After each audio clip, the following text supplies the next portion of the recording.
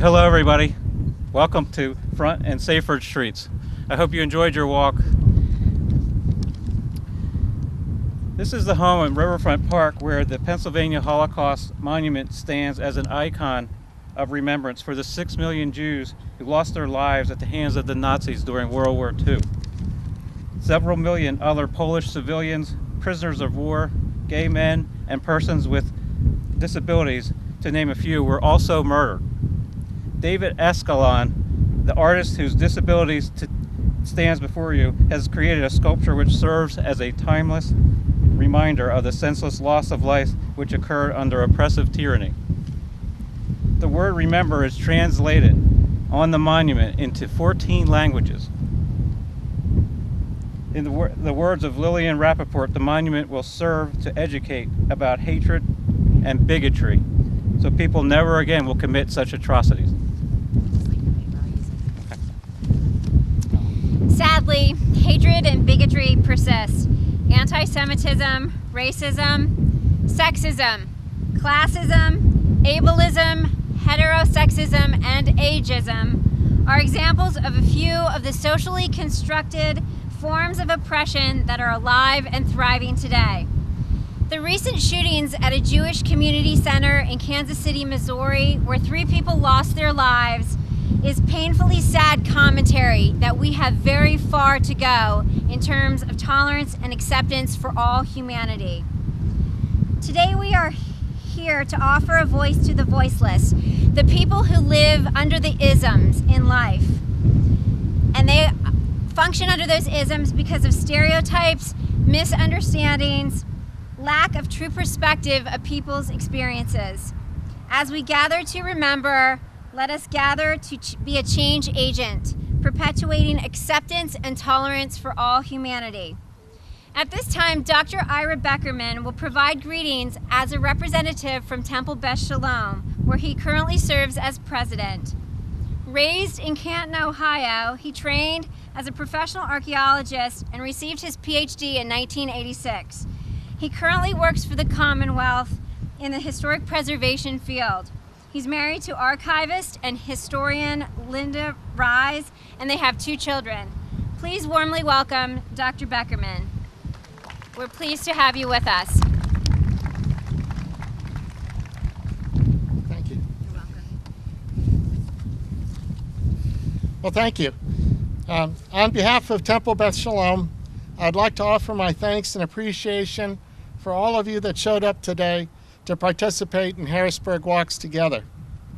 I want to thank you to our sponsors, which include the Arts, Culture, and Tourism Department of the City of Harrisburg, Foundation for Enhancing Communities, Fry Communications, Hetrick Bittner Funeral Home, Historic Harrisburg Association, Kasher Israel Congregation, Levin Promotional Products, Lovey Dovey by Kathy, Memorial Eye Institute, Brenda and Charles Berman, Marcia and Sandy Cohen, Jonathan Freeman, Rita and Barry Gordon, Lois Lerman Grass, Marilyn Klein, the Klein family, Solomon Krevsky, Linda Schwab, and Marjorie M. Sherman. I also want to thank our speakers, Terry Dennehy, Michael McVeigh, Dr. Andrea Lieber, and Senator Rob Teplitz. And finally, I'd like to thank Dr. Carol Hillman, our Temple Beth Shalom representative, and spark plug behind this organization of this event. At Temple Beth Shalom,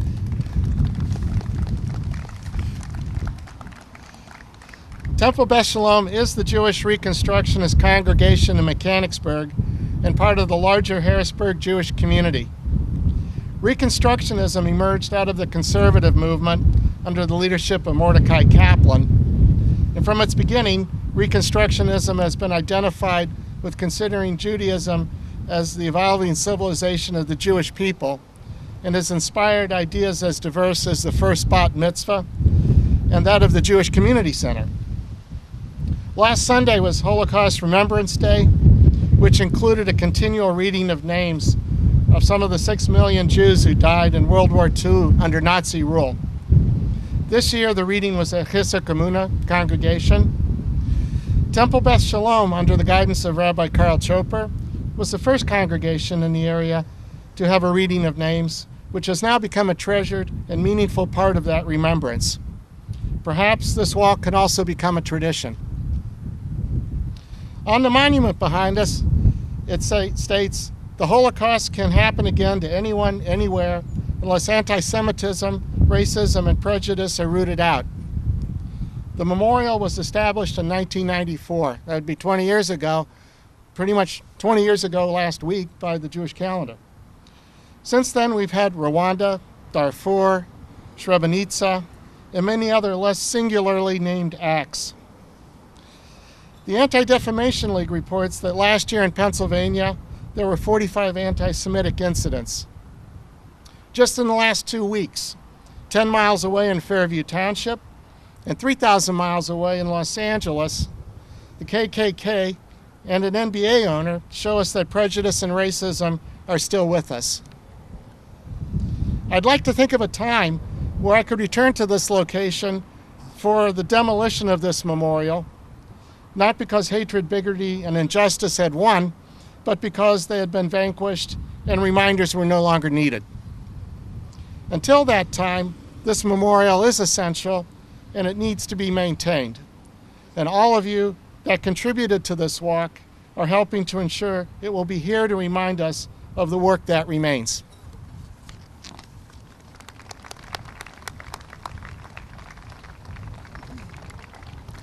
Thank you, Dr. Beckerman.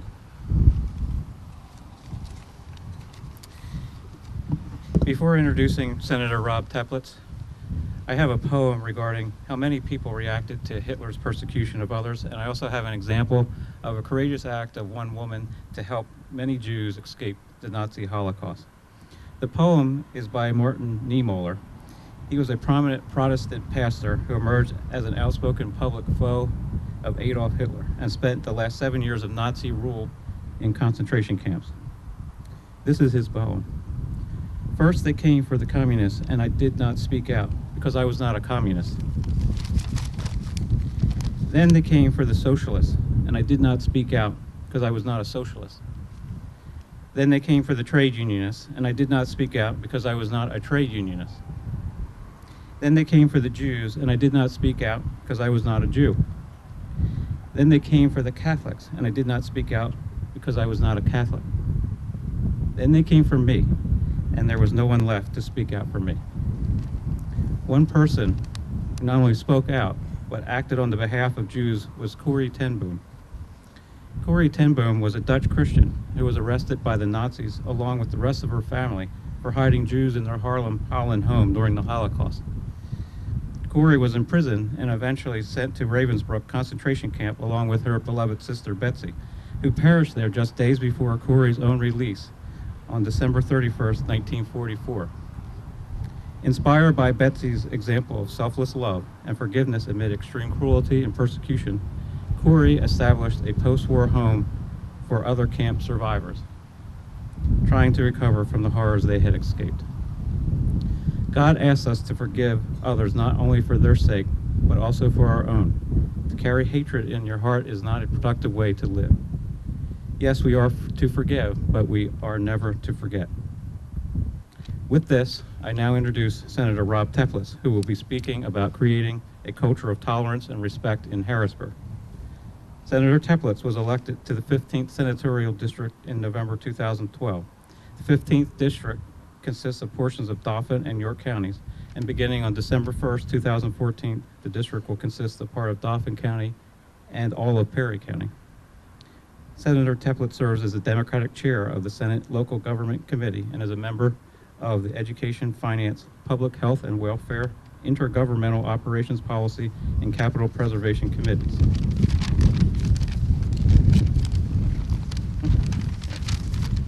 He is founder and co-chair of the new bipartisan bicameral government reform caucus and is a member of many other caucuses and task forces. Senator Teplitz is a lifelong Central Pennsylvanian who grew up in Lower Paxton Township, Dauphin County. He is an honors graduate of Central Dauphin High School Franklin and Marshall College and Cornell Law School. Senator Teplitz and his wife Randy, who's a lawyer, professor, and longtime advocate for victims of domestic violence, make their home in Susquehanna Township, Dauphin County, where they're teaching Central Pennsylvania values to their 2 young sons. Welcome, Senator Teplitz.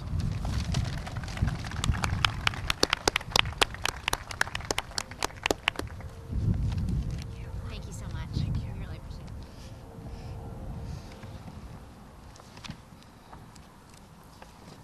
Thank you very much for inviting me to this event today. I get a lot of invitations to events, and we try to make as many as we can, but it's particularly meaningful to speak at events like this with the Jewish community, of which I've been an active member here in Harrisburg my whole life. And so I was particularly looking forward to this event. We all come from different walks of life, but we were walking together today, united, to show that everyone should be treated with dignity and respect. We walk together to oppose hatred and bigotry and to ensure that this Holocaust memorial remains an important symbol along our waterfront. The Holocaust Memorial for the Commonwealth of Pennsylvania is a very special monument in our community and in our capital city. Local survivors led the effort to bring it to fruition. It was erected around the same time as when the National Holocaust Museum opened its doors in Washington, D.C. The monument is a permanent memorial to the millions of men, women, and children who suffered and perished in the Shoah. It also serves as a reminder of this dark and terrible period in our modern history. A few weeks ago, my Senate colleagues and I unanimously approved a resolution designating the days of remembrance of the victims of the Holocaust in Pennsylvania. And I was a proud co-sponsor of that resolution. I also participated in the annual Holocaust commemoration that's held every year in the governor's reception room. It was held just a few days ago. These and other events are significant gestures by your elected officials to keep the memory of the Holocaust alive and to advocate for tolerance and respect for our neighbors. At the Holocaust commemoration in the Capitol, we had a wonderful opportunity to honor local survivors. We're so fortunate to have the survivors with us, among us, to share their experiences, but they will not always be with us. Their stories must be continued to be told, and the events that they went through have to be shared with future generations. And historians must continue to examine this time period because even 70 years later, new information continues to emerge. Last year, I was struck by a New York Times article. The headline sounded somewhat like a parody. It was titled, "The Holocaust Just Got More Shocking," as if that was possible. But the article revealed that researchers are still learning about the impact of the atrocities committed under the Nazi regime. In fact, the researchers had been cataloging the number of ghettos and camps that the Nazis set up in Europe between 1933 and 1945.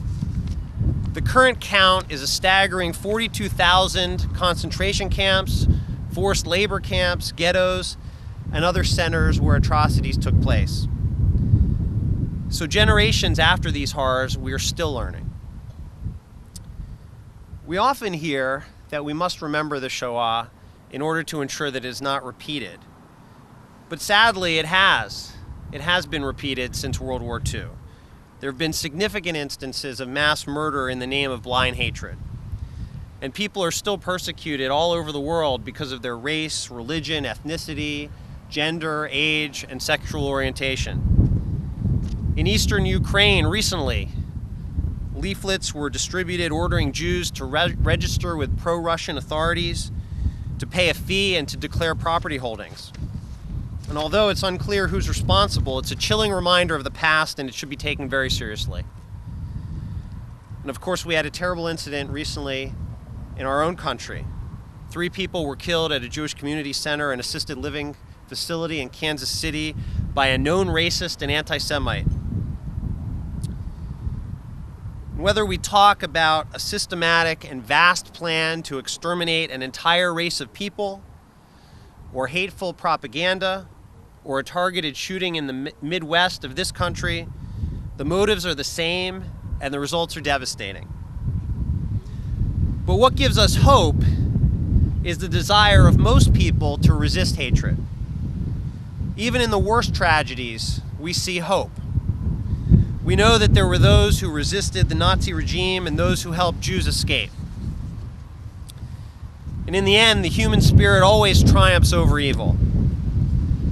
We need to remember the Holocaust because it strengthens our resolve to prevent hatred and bigotry in our communities. And this is something that we can all do. We can all vow to be kinder to each other. We can volunteer to help others. We can be generous in our own ways. Most importantly, we can look at each other not as a race or a religion or an age or an ethnicity or a gender or a particular sexual orientation, but as a neighbor and a fellow human being.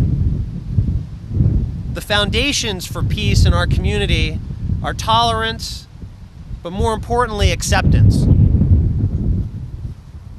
The Holocaust didn't happen overnight. It started with hate speech and slowly stripping away the rights of Jews across Europe.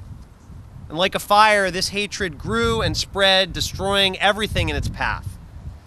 That's why we need to foster respect for each other. All of us here share a common goal of ensuring that the Harrisburg region, central Pennsylvania, thrives as a great place to live and work and raise a family. But in order for that to happen, we all must work together. And we must walk together in the name of peace. The lessons of the Holocaust impact all of us.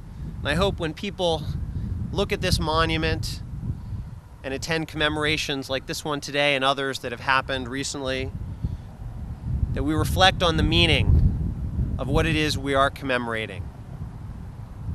I hope that they pause, if only for a moment, to remember the past, to keep it present so as never to forget, and to be vigilant against hatred in the future. Again, I want to thank you for inviting me to share a few words with you and for inviting me to participate in this event. I know that we are all here to take part in an effort to promote peace, and we must all carry this message with us now and in the future. Thank you very much.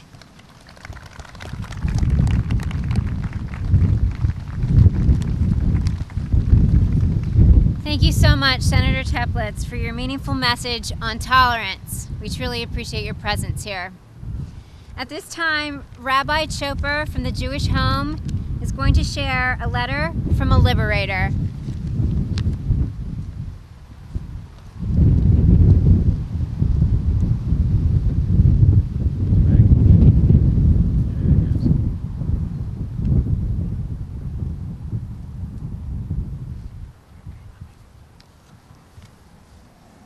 Was asked again to read this letter that I read at the beginning of our walk.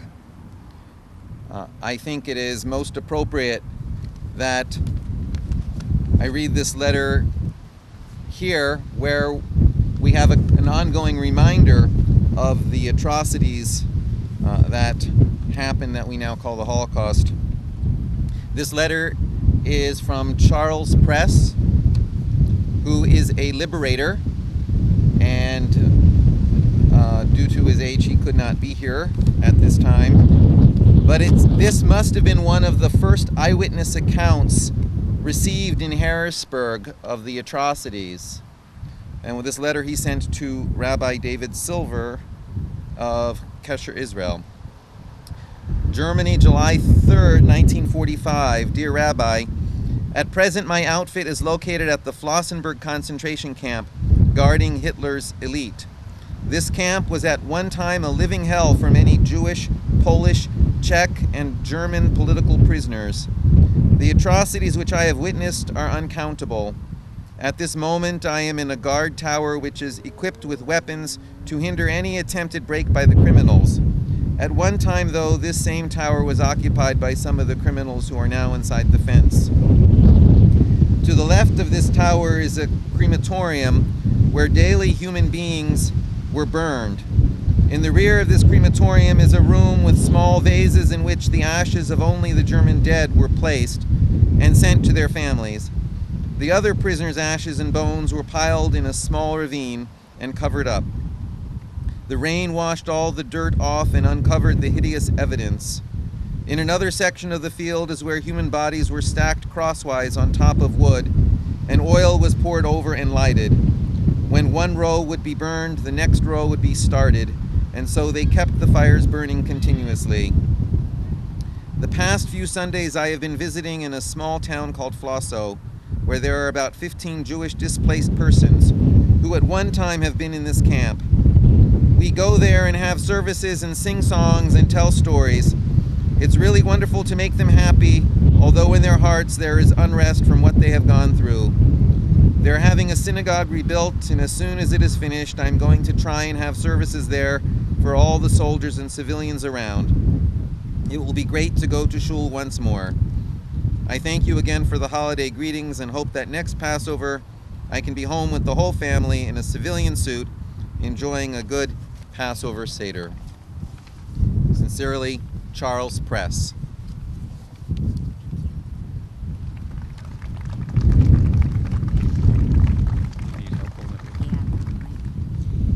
Thank you, Rabbi Chopper. As we conclude our program, I would like to redirect your attention back to the State Holocaust Monument. The stainless steel core, which rises up from the center of the sculpture, represents the Jewish people, reaching above the barbed wire, demonstrating the struggles for existence of the Jewish people throughout history. In the artist's view, this symbolizes hope. The dove, long a symbol of peace, purity, and hope, will serve in remembrance of the 6 million Jews who perished in the crematoriums and gas chambers in Europe. 6 doves will be released, representing 1 per million of lost lives due to perceived difference, hatred, and intolerance. The sculpture's base consists of 6 stars of David.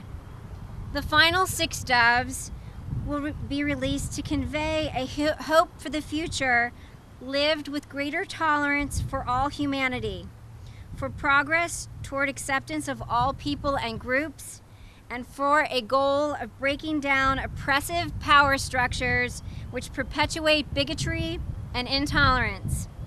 At this time, we will release the doves.